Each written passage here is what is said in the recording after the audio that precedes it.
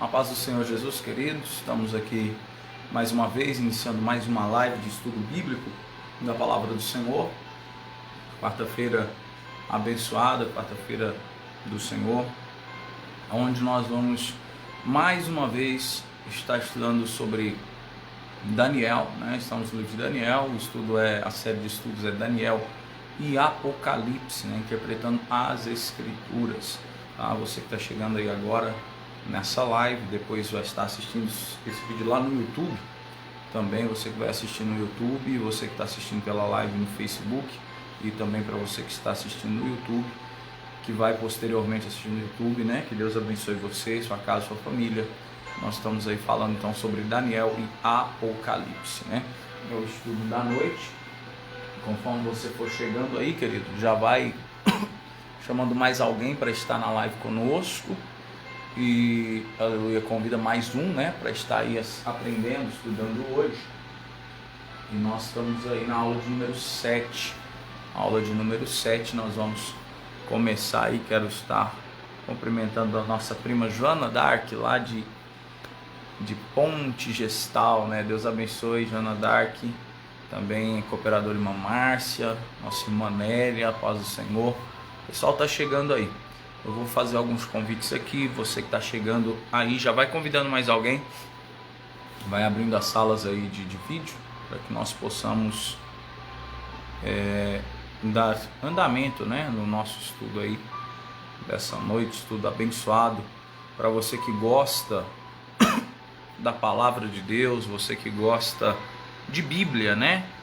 Você que gosta da Bíblia Sagrada, esse estudo é voltado para você. Você que gosta da Bíblia, nós estamos sempre aí nos pontuando na palavra de Deus, né? O estudo focado na Bíblia, cristocêntrico, né? Ao qual o intuito é levar o conhecimento a vocês, né? Você que está aí, você é internauta, que gosta da Bíblia, do estudo da Bíblia Sagrada, esse é o intuito. Levar até você aí esse conhecimento da palavra de Deus. E na série Daniel e Apocalipse, interpretando as profecias, nós estamos aí interpretando a profecia em si, né? Nós estamos fazendo capítulo por capítulo, versículo por versículo, interpretando a Escritura. E você é meu convidado especial para aprender um pouquinho mais, né, sobre a palavra de Deus. Eu estou só enviando alguns convites aqui e eu já falo com vocês que estão aí do outro lado ao vivo, né? Porque quando eu envio os convites eu não consigo ver os comentários. Mas já volta aí, só um minutinho pra gente entrar. Lembrando que hoje é a aula de número 7, né? Nossa aula de número 7 do estudo da palavra de Deus.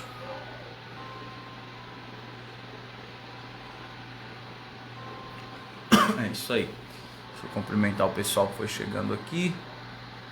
Monéria, vereadora Márcia, diaconisa Camila, a paz do Senhor. Diácono Alex, a paz do Senhor.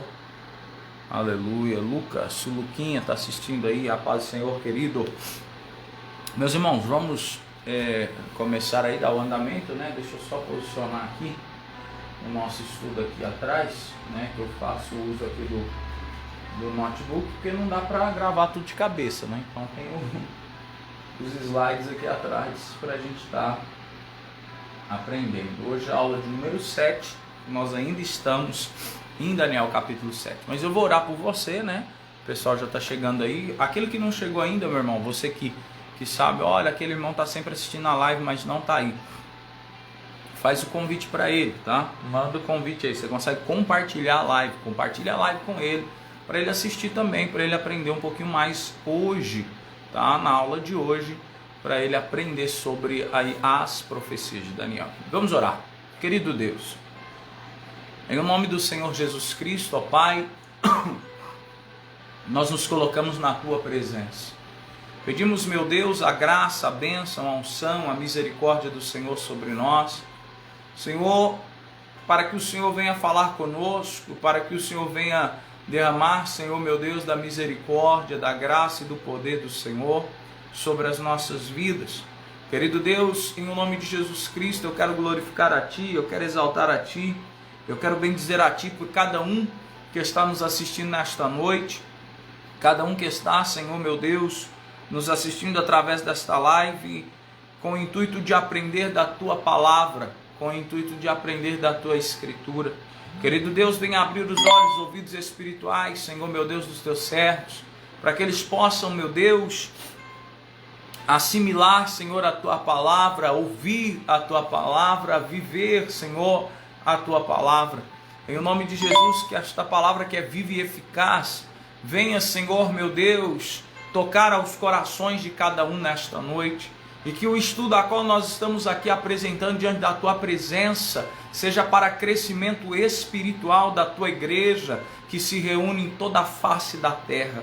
Em o nome de Jesus, Senhor, eu Te glorifico e Te exalto, eu Te bendigo e peço, meu Pai, fala conosco, nos abençoa, nos guarda, derrama o Teu Espírito Santo sobre cada um de nós, Senhor meu Deus. Assim eu oro, assim eu Te louvo e Te agradeço, em o nome do Senhor Jesus Cristo. Aleluias, amém, Senhor, e graças a Deus. Amém, queridos. Louvado seja Deus, né? O pessoal que chegou aí, nosso irmão Gilmar, cumprimentando a todos aí com a graça e a paz do nosso Senhor e Salvador Jesus Cristo. A paz do Senhor, irmão Gilmar. A paz do Senhor, cooperador Alessandro, cooperadora Mara. Que Deus abençoe aí os irmãos. Estou um pouquinho afônico, queridos. Eu até estava conversando com o diácono Alex hoje. Esse calor tá grande, né? E aí a gente dorme com o ventilador ligado a noite toda e o nariz acorda de manhã, que só a graça. Todo entupido, né? Mas Deus vai nos dando graça. Deus vai nos dando graça e nós seguimos aí. A igreja não para, a igreja segue caminhando. Louvado seja Deus. Mesmo que a minha voz esteja um pouquinho ruim, é por conta do nariz que não tá legal. Mas que o nome do Senhor seja glorificado, tá bom? Nessa noite, através da palavra dele e através da minha vida. Queridos, vamos seguir aí. Nós estamos na aula de número 7, né? Eu acho que não dá para ver lá atrás. Dá uma desfocada e fica ao contrário, né? Porque eu estou usando a câmera da frente do celular para ver os comentários, aí ela inverte tudo, né? Fica tudo de cabeça para baixo. Ou fica da direita para a esquerda, né? Fica meio hebraico aí as coisas, né? Glória a Deus. Enfim, nós terminamos na aula passada de apresentar, né, claramente, vamos dizer assim, a visão dos 4 animais que Daniel teve. Tá? Nós falamos dos 4 animais na visão de Daniel, porém a visão ainda não terminou. Eu explanei os 4 animais diante de cada texto, porque nós estamos fazendo a leitura do texto, do capítulo e versículo por versículo. Sendo assim, em cada versículo eu estou pausando e explicando versículo por versículo. Só que nós não fechamos o capítulo todo de Daniel 7 ainda. Então nós vamos ver que algumas coisas vão voltar, né? Porque como eu não li todo o capítulo ainda, na verdade nós lemos, né? Mas não estudamos todo o capítulo ainda. Então você vai ver que algumas coisas vão voltar. Mas na visão geral de Daniel 7 sobre os 4 animais, nós entendemos que o primeiro animal, que é o leão, que tinha asas, está falando da Babilônia na pessoa de Nabucodonosor. O animal que parecia um urso, só que ele era mais alto de um lado do que do outro, se levantava mais de um lado do que do outro, e também tinha ali costelas na sua boca. Esse está falando do reinado medo-persa, que viria após a Babilônia. O terceiro animal, que se parecia com o leopardo, tinha 4 asas, fazia menção, né, o reinado medo-persa na pessoa de Dario e Ciro, né, Ciro e Dario. O leopardo, que tinha 4 asas, faria menção e tinha 4 cabeças, fazia menção da Grécia na pessoa de Alexandre o Grande e lá dos seus 4 generais, né, que agora não me lembro agora, Exímago, deixa eu ver, tá aqui perto aqui, ó. Esse Cassandro, Seleuco, Ptolomeu e Exímago, que eram as 4 cabeças. Voltando aí, fazendo menção do 4º e terrível animal, né, que era terrível, não tinha como exemplificar ele, mas os dentes eram de ferro, ele pisava todas as nações ali, pisava em tudo. que lhe sobrava, nós vemos aí falando sobre Roma, né? No reinado aí de Roma, dos seus grandes imperadores.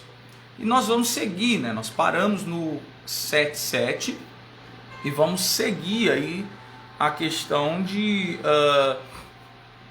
Daniel 7, versículo 8, né? Quero cumprimentar os irmãos que chegaram aí, tá? Irmão Ricardo, Antônio, o pastor Nivaldo, Deus abençoe, tá sempre nos acompanhando aí, amigo nosso, da cidade de Planura, diaconisa Nayara, nosso irmão cooperador João Edson, todo o pessoal que está chegando aí, que Deus abençoe vocês.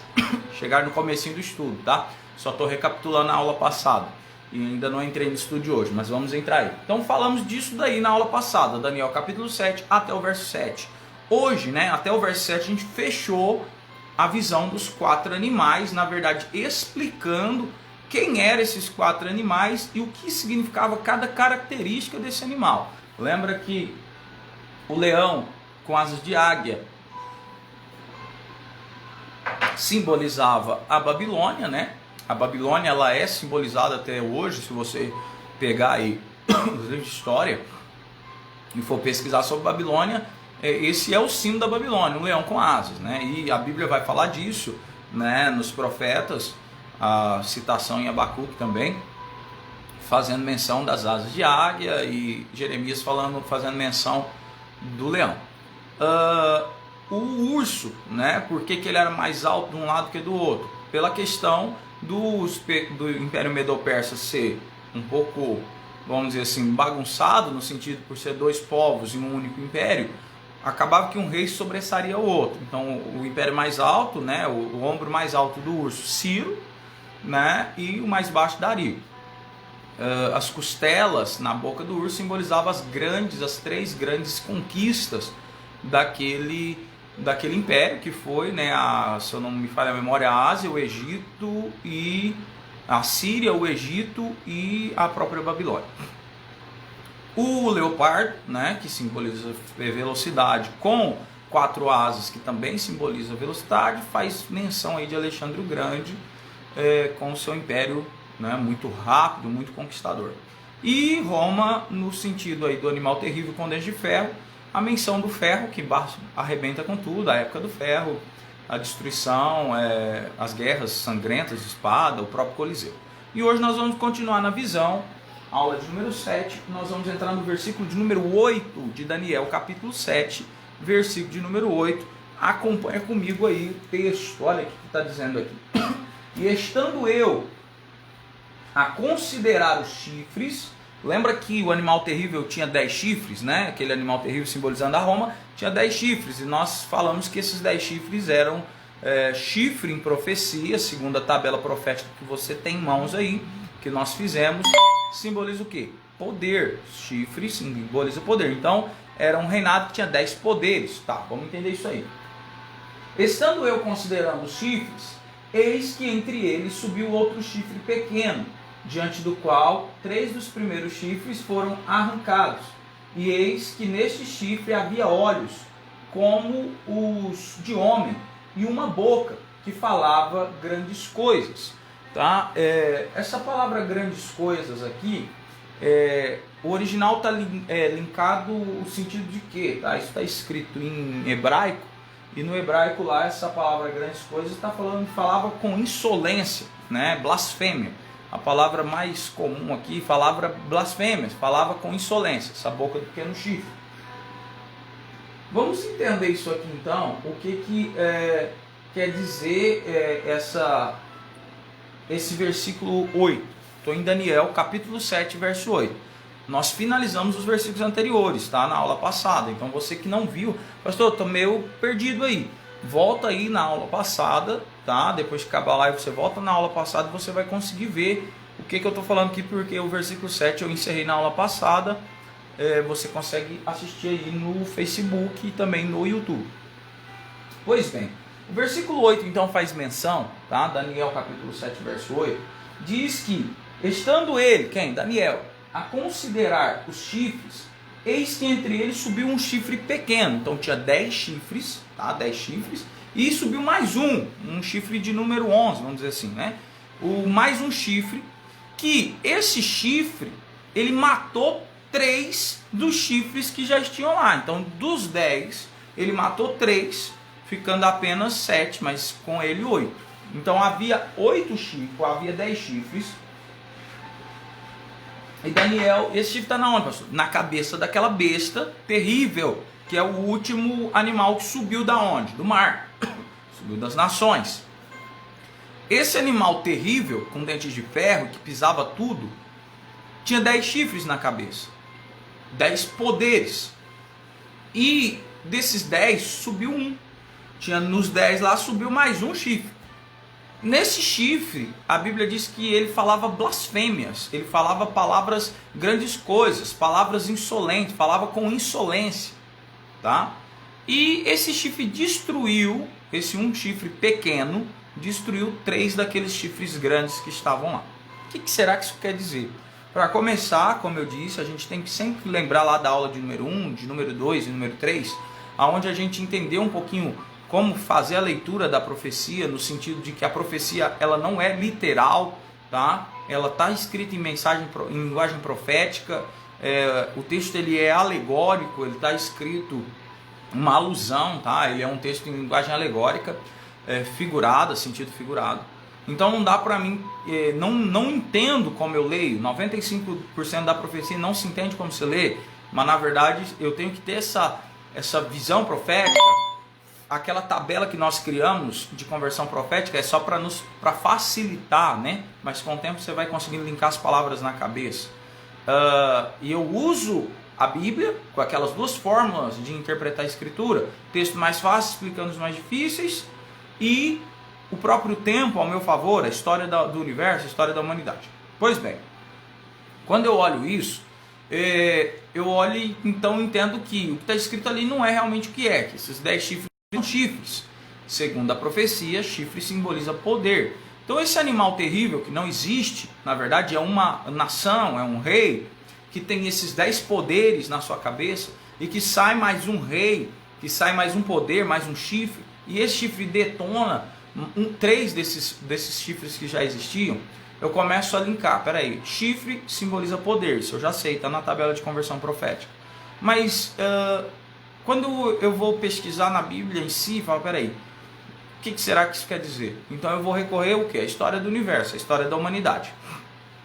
E eu vou conseguir linkar na história, tá? Eu vou conseguir linkar na história, fazer o paralelo e ver que algo aconteceu semelhante, bem próximo a isso que o texto está dizendo, como aconteceu nos textos anteriores. Então vamos seguir a mesma linha de raciocínio.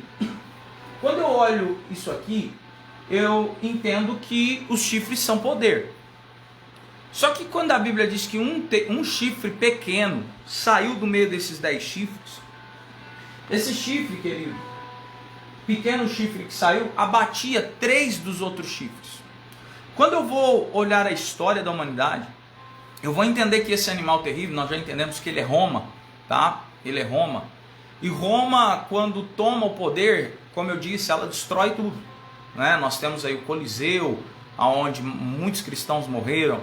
Nós vemos Nero fazendo uma das maiores perseguições aos judeus da história, colocando os cristãos na fogueira, na estaca, fazendo eles de tocha humana, jogando para os leões, colocando para ser devorado pelas feras dentro mesmo do Coliseu. Nós vemos Roma sendo esse animal terrível, com dentes de ferro, que destruía. A carnificina era algo que predominava nesse reinado romano, que destruiu muita coisa, que matou muita gente, que perseguiu muito cristão. Isso vem ao longo do Marco Zero, vamos dizer, porque Roma já ali após a morte de Cristo, ou mesmo antes de Jesus, ela não tinha uma perseguição, vamos dizer, explícita, né? Uma vez que Jesus é condenado por Pilatos, porém no sentido de Pilatos lava suas mãos, mas após isso a gente vê que Roma, por questões de poder, ela não aceita o cristianismo. E então há uma perseguição que é desencadeada daquela época ali. A gente vê essa perseguição durando aí aproximadamente 4 séculos, né? 400 anos. Até que no ano de 400 e, se eu não me engano, 425 ou 435, no quarto século, um general, né, romano, ali da questão de Roma, né, dentro dessa linhagem romana, por nome Constantino, ele agora, dizendo ter, né, uma suposta visão de Cristo em uma das suas batalhas, ele decide virar cristão, né, supostamente cristão. Por que eu digo isso? Quando você vai estudar sobre a história da igreja e você vai estudar sobre Constantino, ele era adepto, tá, do deus Sol, que em Roma, né, no panteão grego, é deus Mitra, né? E a gente vê ele também como deus Ra no Egito. Ele é adepto, né, devoto desse deus Mitra, que é o deus Sol. E, no entanto, agora ele diz que agora ele tem uma visão, ele manda desenhar ali no seu escudo as iniciais de Jesus Cristo, que na língua atual da época era um X com um P no meio. Talvez você já viu esse desenho, era um X e um P saindo do meio do X. E ele desenha isso nos seus escudos, ganha a batalha e diz: olha, Jesus apareceu para mim uma visão, e agora nós não vamos mais perseguir os cristãos. Agora nós vamos fazer com que o cristianismo seja a religião atual do império, ou a religião, vamos dizer assim, a religião oficial do Império Romano. Só que na verdade isso é uma cilada de Satanás, né? Porque nesse ponto a política adentra dentro da igreja.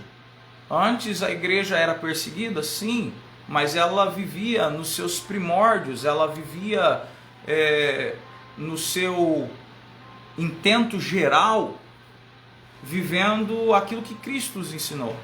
Quando Roma passa a colocar a igreja ou o cristianismo como a religião oficial, ele muda muitas coisas.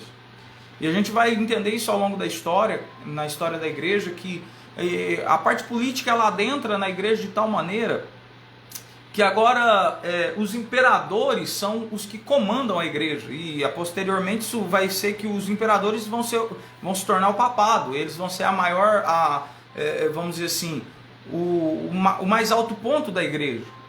E nada mais tinha a ver com o cristianismo real, o cristianismo apostólico de Cristo mesmo, que as pessoas ascendiam à igreja pelo chamado divino, pela consagração divina, e cada um tomava e galgava os seus lugares. Não, nós vemos que há uma inversão, e agora a política, quem tem dinheiro, o poder político, são os que dominam a igreja.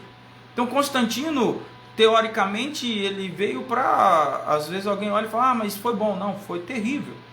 Foi terrível. Então Constantino ele vem com esse viés de que agora nós não mais perseguiremos os cristãos, mas agora nós vamos agregar a eles, e todo mundo vai virar cristão. Só que fato histórico, que Constantino nunca deixou de adorar o deus Mitra. Ele nunca deixou de adorar o deus Sol. Prova é que na moeda cunhada no império de Constantino, de uma face da moeda tinha a esfinge dele, né, a sua face, e na outra face tinha o Sol, né, a adoração ao deus Mitra. E nós vemos que isso é incutido na igreja, nesta igreja que Constantino criou, que hoje nós já conhecemos como Igreja Apostólica Católica Romana, que na verdade ele começa a criar o que? Um romanismo, porque com a criação da igreja católica, o cristianismo não acabou. Fato é que na Idade Média, aí 100 anos após a instituição da igreja, a própria igreja católica começa a matar cristãos, proíbe a leitura da Bíblia, para que essas pessoas, né, os cristãos autênticos, não sobrepossem a autoridade da igreja, né? Esquecendo que a autoridade, na verdade, ela é de Deus. Então nós vemos que isso foi uma farsa, uma jogada de Satanás, e foi um tiro muito bem dado. Por quê? Satanás parou de lutar contra a igreja, em matar, em perseguir os cristãos, e começou a lutar dentro da igreja. Teoricamente ele se tornou a igreja, tá? quando a Igreja Católica Apostólica Romana ela é criada. Por quê? Porque quando nós vamos olhar hoje o catolicismo, desde aquela época ensinado, nada tem a ver com o cristianismo, e sim com um romanismo. O catolicismo romano, ele é romano, por isso chama catolicismo romano. Ele é romano, é um romanismo incutido, ensinado na cabeça das pessoas.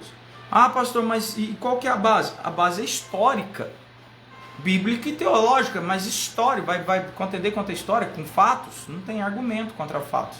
Então você pode ver, por exemplo, que Constantino ele nunca deixou de adorar o sol, Mitra, e ainda incutiu várias questões pagãs, né, que a gente chama de sincretismo religioso, pega um negócio de uma religião, de outra, e incute numa só, né, faz um sincretismo religioso, uma mistura, tá? Uma mistura, que a palavra mistura em hebraico quer dizer Alá, mistura. O que acontece?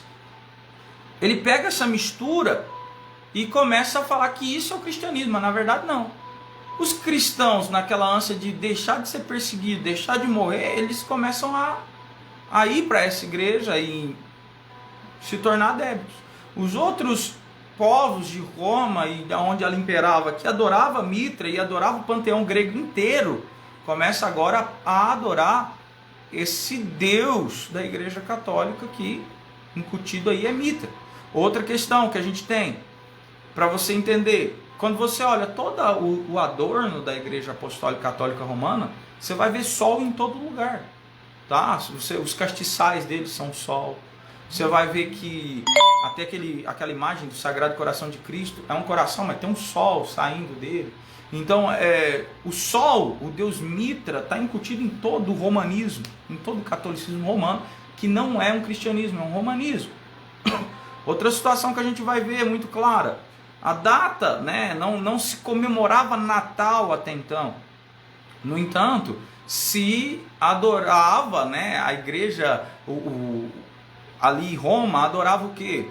Esse Deus Mitra e todo o outro panteão grego, que era muitas coisas, mas Mitra era o cabeça, vamos dizer assim, como se fosse Zeus na mitologia grega. Ali em Roma eles adoravam esse Mitra como cabeça. E a gente vê muito claro que havia uma festa chamada Saturnália, que era uma festa que acontecia para a adoração desses deuses, e ela era, né, considerado o nascimento do Deus Sol, o nascimento de Mitra no dia 25 de dezembro. O que eles falam? Olha, para a gente não bagunçar muito, a gente vai falar que quem nasceu no dia 25 de dezembro foi Jesus.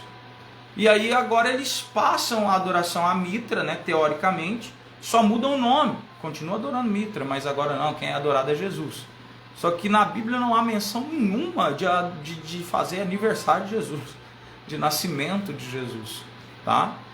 Pelo contrário, Jesus falou, vocês têm que comemorar e festejar a minha morte, porque a minha morte é expiatória e traz salvação, que para nós hoje é a Santa Ceia do Senhor, que a gente lembra do que Cristo fez para nos salvar. Então tem esse impasse, onde eles pegam aquilo ali, dá uma misturada, né, põe um pano em cima, fala, agora Jesus nasceu dia 25 de dezembro.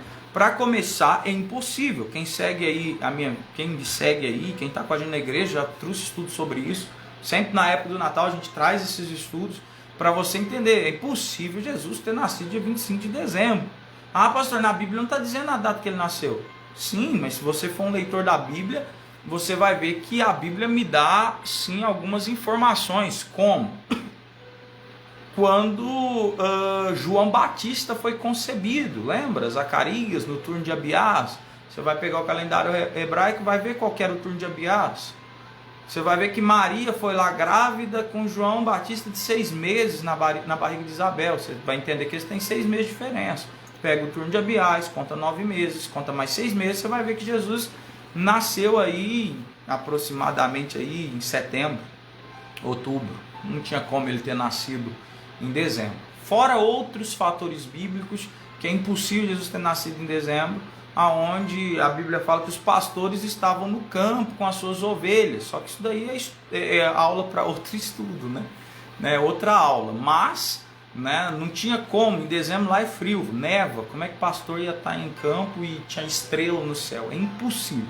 Então você vê que isso é uma mistura tá? Um sincretismo religioso que Constantino fez, fazendo a adoração de Mitra passar para Jesus Cristo.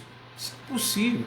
Aquele povo continua adorando outros deuses. Você vê que a maioria dos adornos do romanismo, da Igreja Católica Apostólica Romana, é o sol. Isso não tem como negar. Você pode entrar aí no Google agora e fazer uma pesquisa sobre todos os utensílios usados dentro do templo, dentro do culto católico, que na verdade é uma missa, né? E você vai ver que eu estou falando a verdade, né? Tudo ali parece um sol. Porque isso faz menção lá atrás do Deus Mitra, né? Então tem tudo isso. Outra questão terrível aí que a gente nunca para prestar atenção, mas a missa em si, né, se você for conversar com o pontífice da Igreja Católica, ele vai te falar. Se ele for fiel, ele vai te falar. Se ele for honesto com você, a missa simboliza o sacrifício de Jesus de novo. Então Jesus está sendo sacrificado toda vez que uma missa acontece. Isso é totalmente herético. O sacrifício foi de uma vez por todas, há um único sacrifício.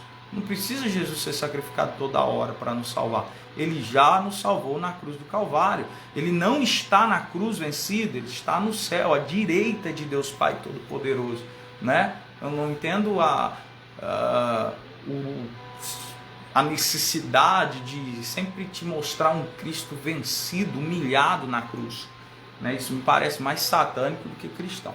Mas enfim, quando eu olho isso acontecendo, quando eu olho a igreja se mutando e se perdendo politicamente, envolvida por Satanás, nós começamos a entender do que Deus falou para Daniel. O que seriam esses poderes e o que é esse chifre pequeno que vai destruir 3 poderes. Quando eu olho na história, eu vou entender que esse chifre pequeno que falava palavras de blasfêmia contra o Altíssimo, esse chifre pequeno é um poder. Chifre não é poder, nós não temos na tabela profética? Pois então, esse chifre pequeno é um poder religioso que se levantou daqueles 10 poderes que estavam na cabeça da besta, que estava em Roma. Dentro de Roma havia 10 poderes, simbolizando aí, né, os imperadores, muitos poderes, e dentro deles se levantou um poder que parecia pequeno, mas a gente vai ver que ele não é tão pequeno assim. Ele é pequeno em estatura, mas ele tem uma projeção muito grande. Esse pequeno chifre, ele simboliza um poder religioso, tá? Ele simboliza um poder religioso dentro de Roma. Nós vamos ver que o texto diz que esse pequeno chifre, ele derrubou, ele abateu 3 daqueles 10 chifres. E quando eu olho na história, eu encontro uma história muito interessante, aonde nós vamos ver o seguinte: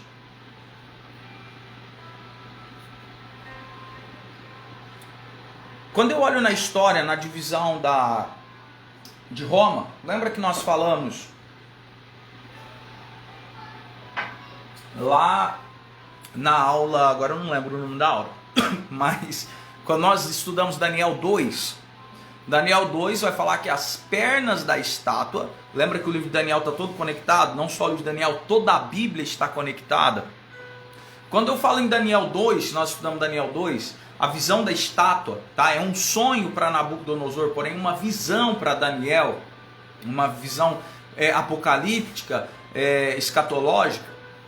Daniel vê as pernas da estátua de ferro e os pés e os dedos de ferro misturado com barro. Lembra disso aí em Daniel 2? Você que não viu, olha as aulas anteriores. Vai nos trazer a menção aqui de que Roma, né, tinha os dedos, né, lembra os dedos? 10 dedos dos pés, ferro misturado com barro, simbolizando esses poderes, outras nações incutidas ali, a mistura. Pois então,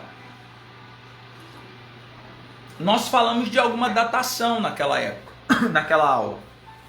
Falamos que o Império Romano, ele teve uma ascensão, tá? Ele subiu e depois ele teve uma linear ali, porém chegou um tempo que ele começa a cair. O Império Romano, ele é meio que desfacelado, não desfeito, mas ele começa a ser desfacelado em várias partes, né? E nós temos dentro da história o que acontece.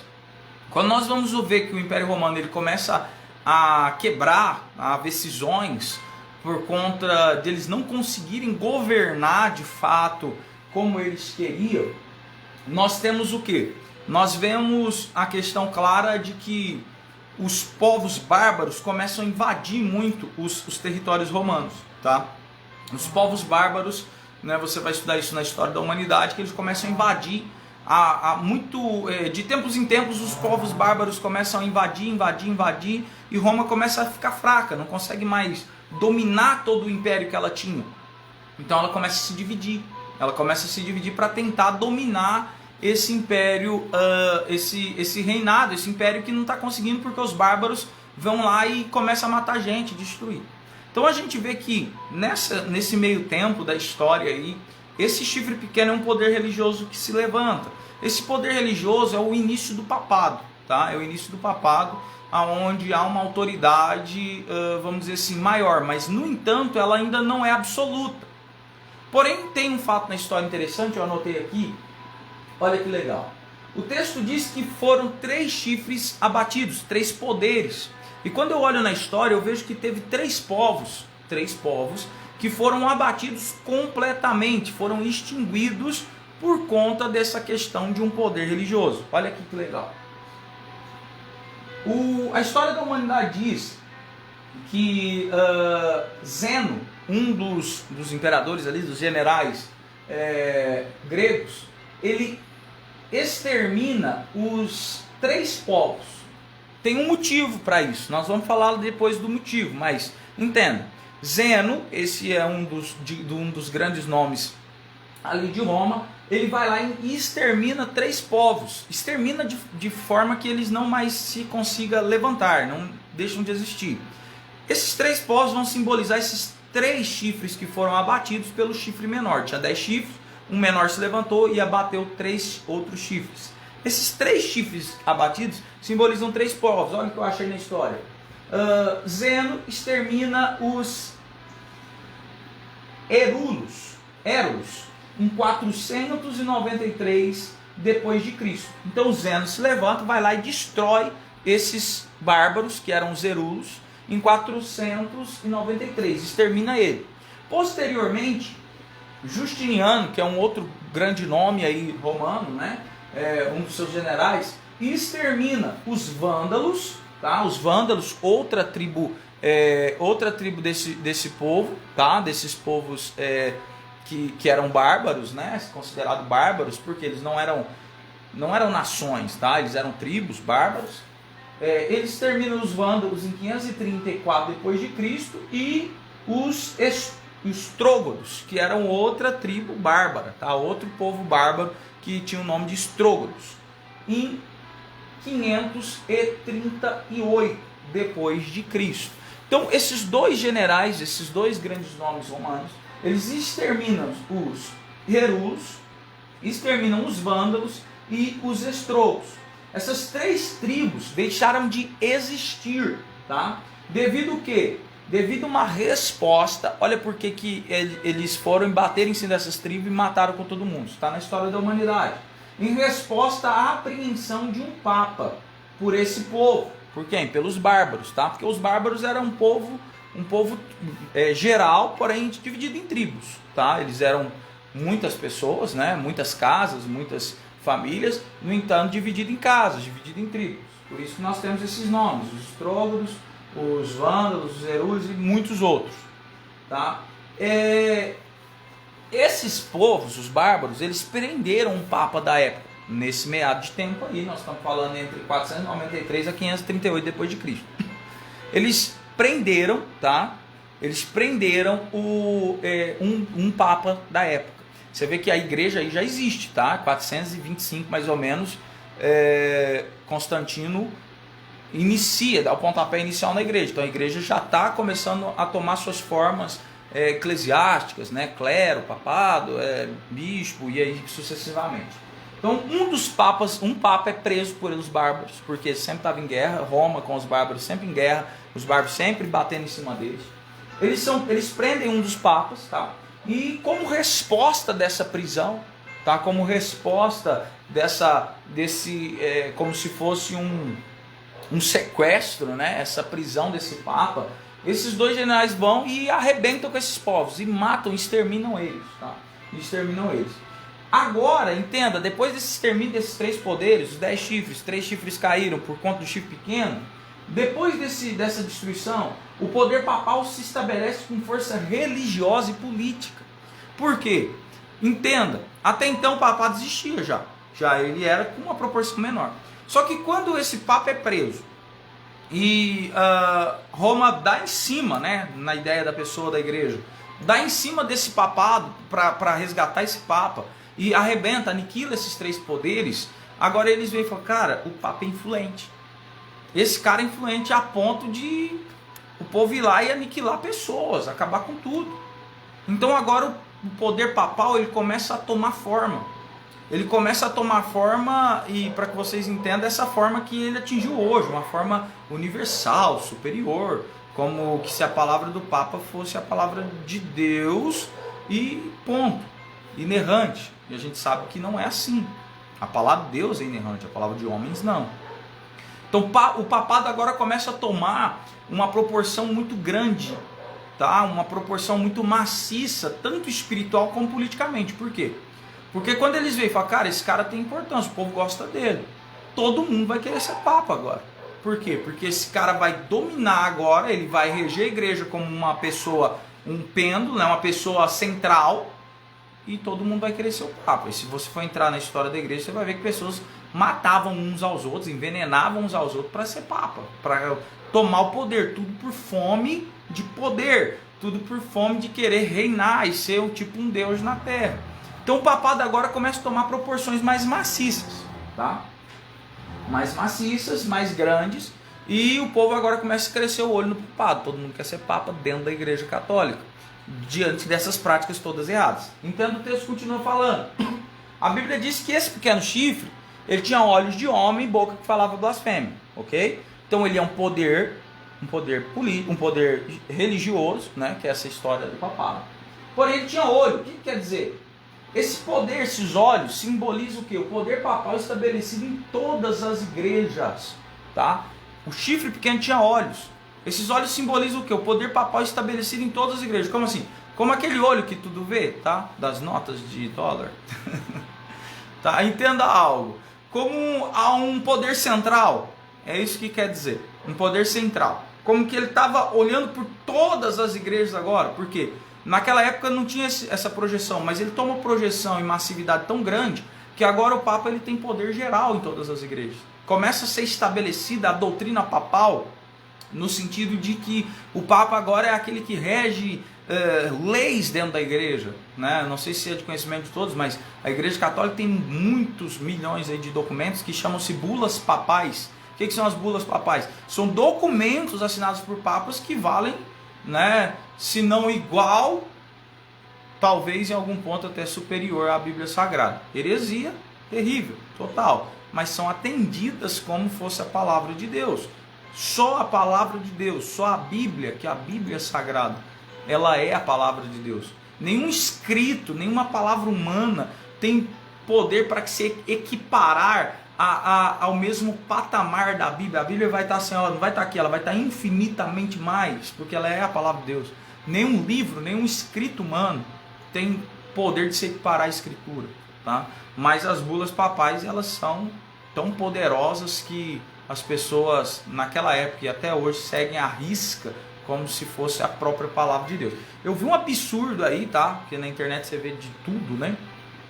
Um absurdo de um dos pontífices aí da Igreja Católica, não sei se é bispo, não sei se é padre, o que ele é, tá? Arcebispo, não sei. Eu sei que ele falou assim que os protestantes, nós protestantes, chegamos ao ponto do absurdo de colocar a Bíblia acima da igreja. Olha quanto infeliz é uma pessoa dessa. Quanto sem Deus é uma pessoa dessa. Falou que nós estamos errados por colocar a Bíblia acima da igreja. Porque a Bíblia é a expressão da igreja. Olha que ignorância teológica, olha que ignorância, né, bíblica, histórica de uma pessoa dessa. Eu tenho pena de uma pessoa dessa. Por quê? Porque, meu querido, entenda, como que a Bíblia é a expressão da igreja? A Bíblia é muito antes, para começar, a Bíblia é eterna, né? Mas ela é a palavra de Deus, a palavra é eterna. Mas a Bíblia escrita, ela é muito antes da igreja. Muito antes. Tá? Nós temos os relatos, Jó, que é o livro mais antigo que nós temos na Bíblia, aí, com datação de 3.000 e lá vai pedrada ano. Como que a Bíblia é a expressão da igreja? Jamais. Jamais. A igreja que é a expressão da Bíblia, porque sem a lei e os profetas, nós nunca entenderíamos Cristo e entenderia que Ele é o fundador da igreja, que a igreja começa em Cristo. Como que a Bíblia é a expressão da igreja? Um infeliz desse aí vai me falar uma besteira, uma heresia dessa. Heresia, irmão. Heresia. Nós, cristãos, temos que combater heresia. A igreja perdeu isso. Se você for ler a igreja apostólica, a igreja de Atos, se você for ler nossos irmãos apostólicos, todos os apóstolos batiam pesado em cima de heresia. Falavam, apontavam, denunciavam. E hoje a igreja está calada. Não, heresia.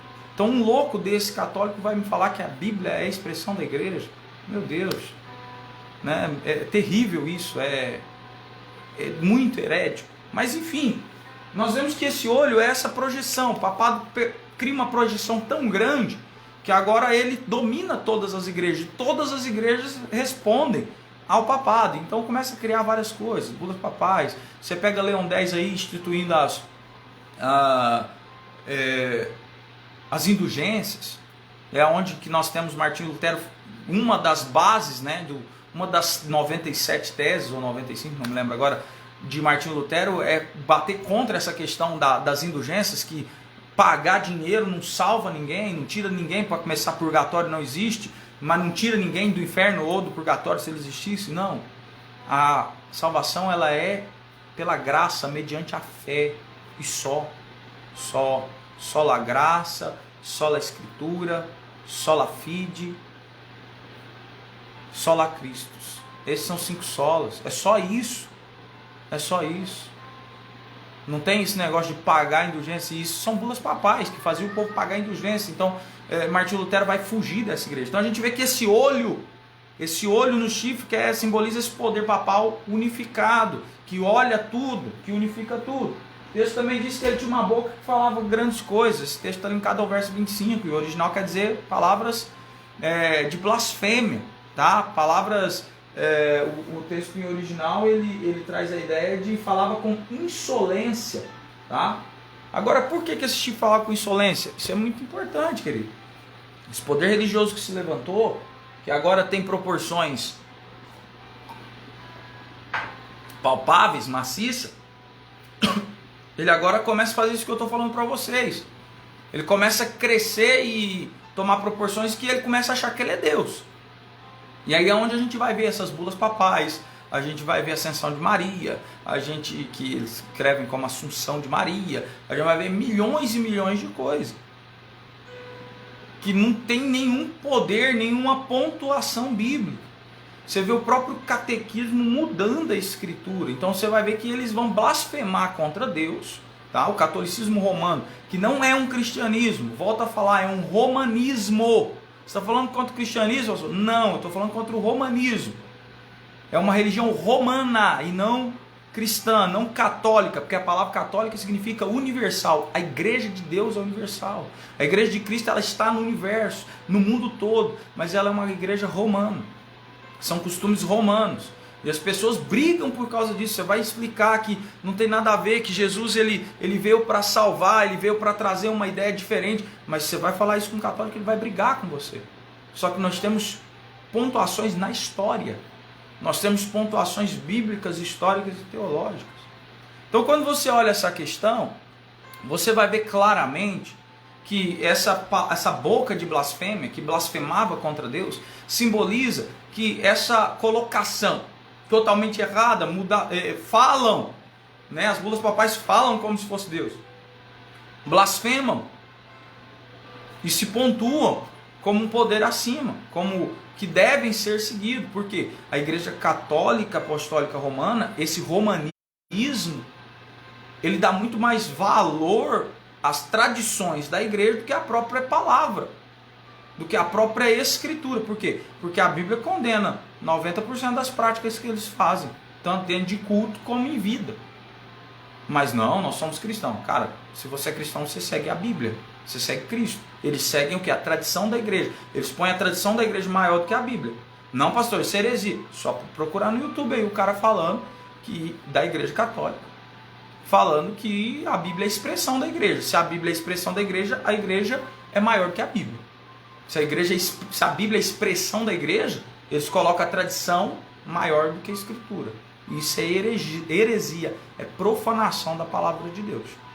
E eu não tenho medo nenhum de falar, porque é a verdade. Então você vê o quê? O que acontece? Nós vemos essa boca nessa pessoa das bulas papais, das imposições romanas, né, católicas, sendo impostas e as pessoas vivendo isso como se fosse a palavra de Deus.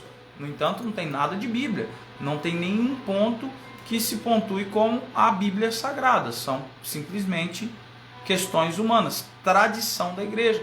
Nós temos que dar um ênfase às tradições? Sim, desde que elas não firam a Escritura. Isso é tão sério, irmão, que a própria Bíblia, como eu disse, eu fui católico. Eu participei de todo o catequismo. O catequismo ele é tão descarado que ele muda a Bíblia. Ele muda. Por quê? Porque quando você vai lá ler em Êxodo 20, está lá os 10 mandamentos. O mandamento de número 4 lembra do sábado para santificar. O catequismo na Bíblia católica não mudou. Eu tenho Bíblia católica aqui. Isso aqui é Bíblia católica. Tenho Bíblia católica. Li a Bíblia católica. Tanto os livros normais como os apócrifos. A Bíblia católica está aqui. Na Bíblia não tem mudança, mas no catequismo, na hora de ensinar, eles mudam lá para domingos e dia de festa. Eles mudam algumas partes por conta dele. Aí que está o perigo. Às vezes você está dentro de uma igreja, você fala, pastor, foi lida a palavra de Deus. O problema não é ler a palavra de Deus, o problema é ensinar. Tá? O problema é ensinar. A gente tem que correr desses lugares que a Bíblia é lida, mas o que é ministrado é totalmente aquém, totalmente fora. Aqui está a Bíblia, aqui está o ensinamento, fora da palavra. Porque ler Bíblia, irmão, papagaio também fala. Se você decorar, meu menino tem 7 anos mais velho, ele sabe ler. Ele sabe ler, mas ele vai ler, mas ele vai entender contexto? Ele vai conseguir explicar o que ele leu? Não, ele está aprendendo a ler ainda. Então nós temos que correr desses lugares onde a Bíblia é lida, mas a história totalmente, né? Lê lá, porque, né, João 3,16, Deus amou o mundo de tal maneira, e começa a falar do que o cara viu no mercado naquele dia de tarde. Começa a falar das galinhas que está lá no galinheiro. Começa a ensinar outra coisa. Irmão, a palavra ela tem que ser lida e pregada expositivamente. Tá? Ninguém vai na igreja para ficar sabendo qual que é teus problemas se você comprou pão no mercado essa tarde. A pessoa vai na igreja porque ela precisa de Deus e só a palavra tem poder de mudar. E a palavra tem que ser colocada expositivamente. Expor o texto bíblico. Deus não precisa da nossa ajuda. A palavra por si só ela liberta, ela sara, ela restaura, ela salva. É isso que a gente tem que acordar. Porque tem gente num punhado de igreja, num punhado de lugar que a palavra não é pregada. Ela é lida. Ela é lida, mas não é pregada. Pega essas igrejas da televisão aí, da mídia. Lê, tem um texto lá. O culto tem 2 horas. 5 segundos do culto lê um texto e as 2 horas que sobra pede dinheiro. É isso. A palavra tem que ser pregada expositivamente. Púlpito não é lugar de desabafo. Púlpito não é lugar de você falar besteira. É lugar de você pregar a palavra de Deus expositivamente. Então a questão é, mas a palavra foi lida. O fato não é esse. O fato é como fazer você viver ela, explicar ela, fazer ela a aplicação pessoal na sua vida, te orientar. Esse aqui é a questão. Tá? Então nós entendemos que essa boca que falava blasfêmia, é isso, blasfema, falava um punhado de heresia, um punhado de mentira, trocava a palavra, e ainda é esse poder religioso que mudou a palavra, mudou a escritura e continua aí firmado de boa. O texto continua. Verso de número 9 de Daniel 7. Vamos seguindo aí. Se tiver alguma dúvida, você para aí e pergunta. Tá? Nós estamos aí em 54 minutos de live. Eu não vou me estender muito, porque senão você perde aí o raciocínio, né? Fica muita informação. Mas vem comigo aqui, ó. Versículo 9 de Daniel 7. Eu continuei olhando até que foram postos uns tronos, e um ancião de dias se assentou, e a sua veste era branca como a neve, e os cabelos da sua cabeça como pura lã. E o seu rosto era de chama de fogo, e as suas rodas de fogo ardente. Então nós estamos vendo aqui, nós estamos pontuando a visão de Daniel, tá? Versículo 8 vocês entenderam. O animal, o versículo 7 fala que ele era terrível, tarará, tinha 10 chifres, 3 desses chifres caíram, um se levantou. Esses chifres simbolizam o poder religioso, os 3 chifres caíram, as nações, nós temos datação aqui, isso está na história da humanidade. Versículo 9 diz que depois que ele viu essa questão do pequeno chifre, ele viu um grande trono que se levantou, e eis que foram postos tronos, e um ancião de dias se assentou nele. É o que o versículo 9 está dizendo. E ele traz as características desse ancião de dias. O versículo de número 10 diz assim: e um rio de fogo, uma nave, saía de diante dele. Milhares e milhares o servia, e milhões de milhões assistiam diante dele. E se assentou o juízo, e abriu-se os livros. Pois bem, o que é que o versículo 9, tá? Capítulo 7, verso 9 e 10 está querendo dizer? Olha aqui. O capítulo 7, verso 9 e 10 quer dizer, foram os dois que a gente leu. Na verdade, é isso mesmo. O 9 e o 10. Deixa eu só pular o anúncio aqui do áudio do YouTube, porque senão no fundo tem alguns anúncios ali, deixa eu só pular. Vamos lá. O capítulo 7, verso 9 e 10 quer dizer o quê? Tá bem claro, tá? Tá bem claro. Vamos entender o que a profecia quer dizer. Ancião de dias. O que é ancião de dias? Esse ancião de dias aqui que Daniel está falando é Deus, tá? Se eu for pegar aqui, eu pus umas referências aqui para a gente tirar a prova dos 9. Apocalipse 20:11. Vamos lá em Apocalipse, tá? Eu estou com a Bíblia aqui. Bíblia Sagrada aqui, eu gosto sempre de mostrar aqui, também falar a tradução que eu estou usando. Eu estou usando a Corrigida e Fiel, tá? Corrigida e Fiel. Essa aqui não é a que eu gosto mais de usar. Eu gosto de usar a RC, Revista e Corrigida, porque é a mais próxima do original que a gente tem. A Corrigida e Fiel não é tão ruim não, mas eu uso ela mais aqui no estudo de quarta. Mas a Bíblia que eu uso vamos dizer assim, a de cabeceira que eu uso todo dia é a RC, Revista e Corrigida.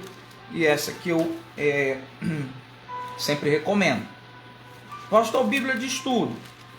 A Bíblia de Estudo Pentecostal é a de Donald Stamps. A que eu recomendo também, muito boa.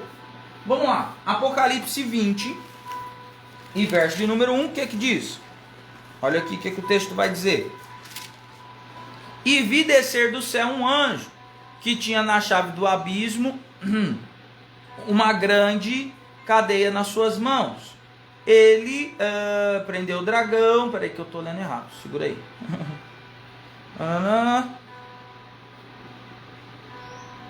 Aqui, 4.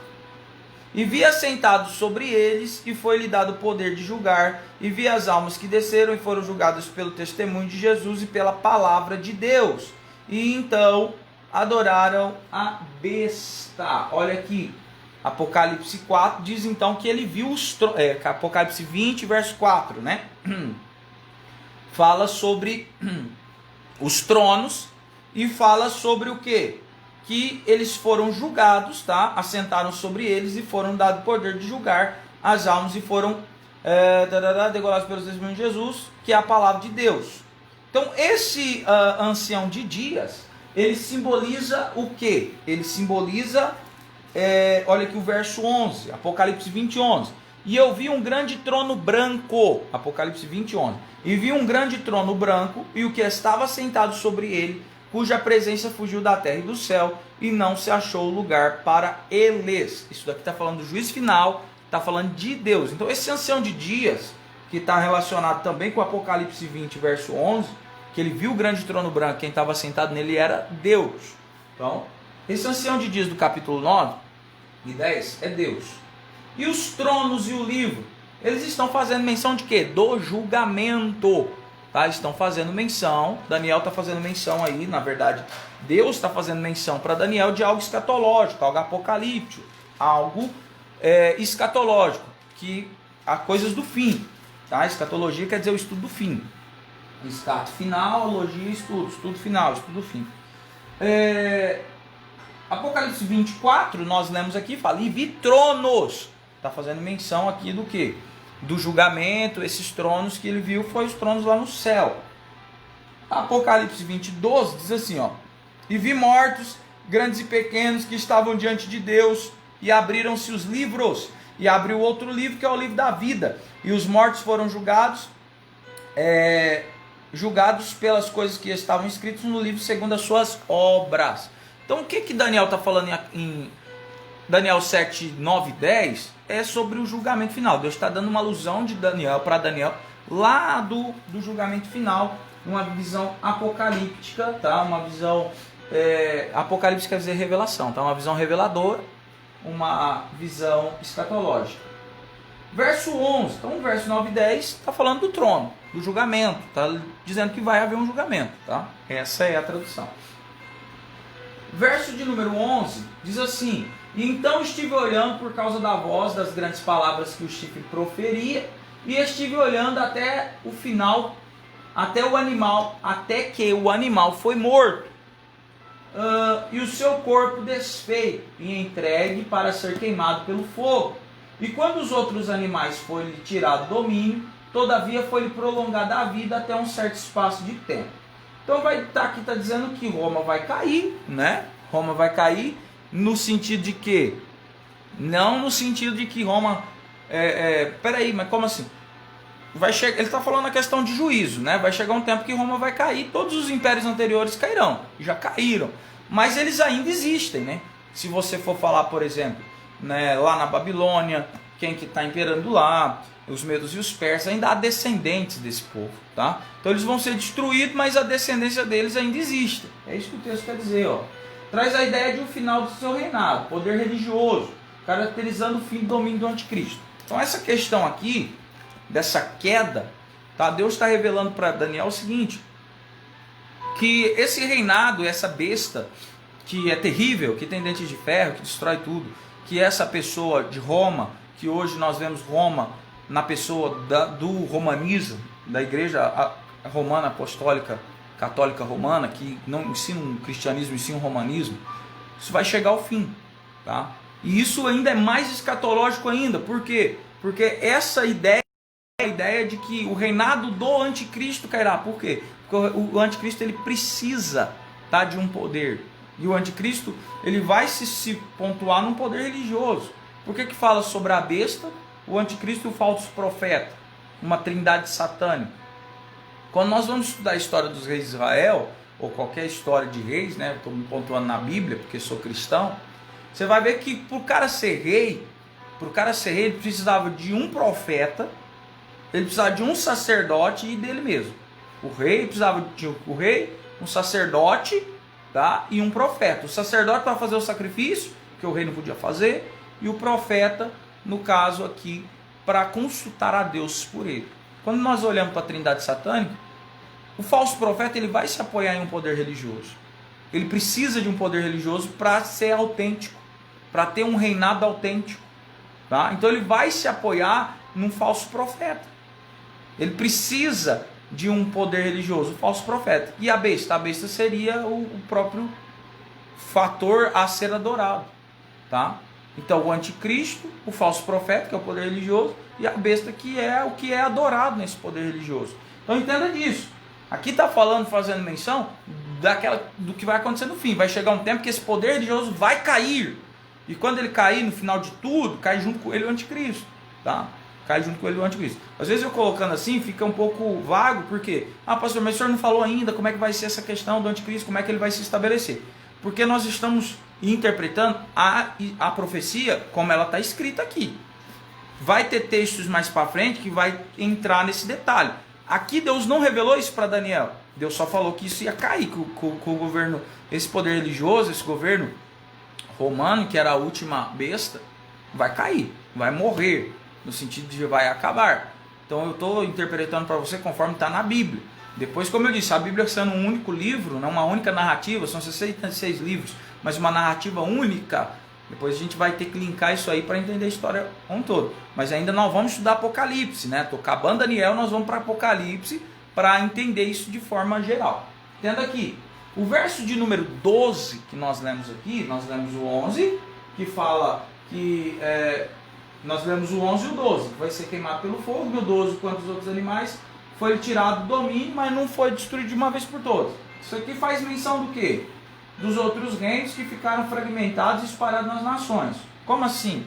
Medo-Persa, a Grécia, a própria Roma, a própria Babilônia, ficou fragmentado nas nações com descendentes, tá? Descendentes. Então isso aqui vai fazer menção do quê? Que esses descendentes vai chegar a um ponto que eles também vão ser extinguidos, tá? De que forma?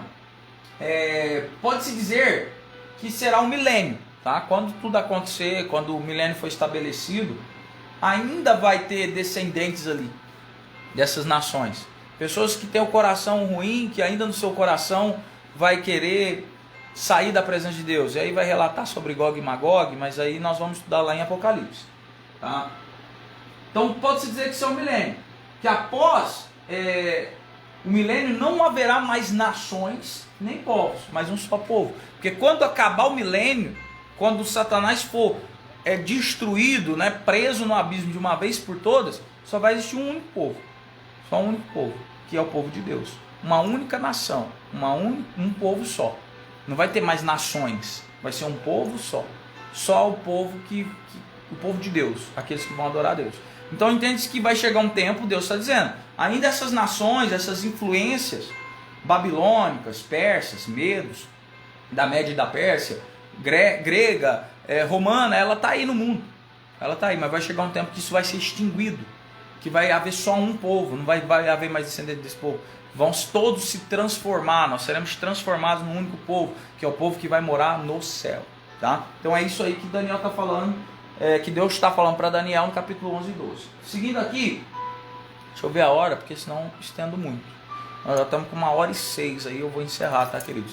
1h06, porque senão fica muito extenso. Talvez você chegou agora, mas tem gente que está desde o começo da live e aí já foge um pouquinho aí a atenção. Não quero que isso aconteça, quero que vocês prestem bastante atenção. Deixa eu ver aqui o que eu tenho aqui para a aula que vem. Isso tem muita coisa ainda. Tá. Não, a aula que vem vai dar para a gente dar uma esticada. Então eu estou parando aqui, queridos, ó, no versículo 11 e 12 de Daniel capítulo 7, estou parando aqui, aula de número 7, aula de número 8, nós vamos falar de Daniel 13. E estava olhando nas minhas visões da noite, e eis que vi nas nuvens do céu como filho do homem. Tá? Então, Daniel 13 na aula que vem, nós paramos aqui. Tá? Nós lemos aí de Daniel 7 até Daniel capítulo 12. Tá? Então nós fizemos o versículo 7, 8, 9, 10, 11 e 12. 6 versículos nessa aula de quarta-feira. Aula que vem nós começamos em Daniel 13 e aí eu dou uma esticada. Por quê? Porque aí agora a profecia está mais tranquila. Só tem alguns pontos que eu quero ressaltar e enfatizar. Mas do demais está bem tranquilo aí para a gente ter um entendimento legal. O que eu preciso de vocês, você que está me assistindo aí, é não ficar com dúvida, tá?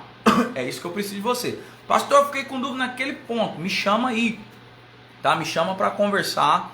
Depois no particular, no inbox, me chama no WhatsApp, aí no Face tem o WhatsApp, pode me chamar lá, tá? Me chama no WhatsApp, talvez eu não tenha o seu número, mas coloca lá, ó, sou aluno da aula de quarta-feira que eu vou atender você, tá?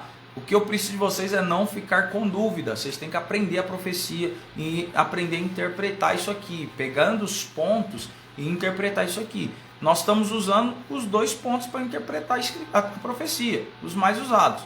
Os textos da Bíblia já vão me responder muita coisa, os mais fáceis respondem, os mais difíceis, só fazer a pesquisa bíblica.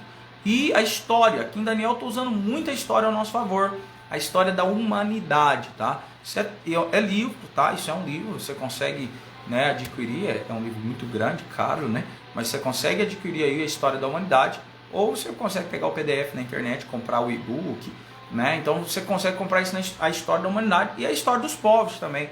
A gente está usando esses fontes de estudo, tá? Fontes de pesquisa para estar trazendo esse estudo para você na íntegra, falando verdadeiramente o que quer dizer cada palavra e o que aconteceu com datação, porque eu podia falar um punhado de coisa aqui para você e não te dar data, fica muito vago, mas eu estou trazendo aqui com datas para você poder pesquisar e ver, falar, cara, nessa data realmente aconteceu isso aí que o pastor disse, tá?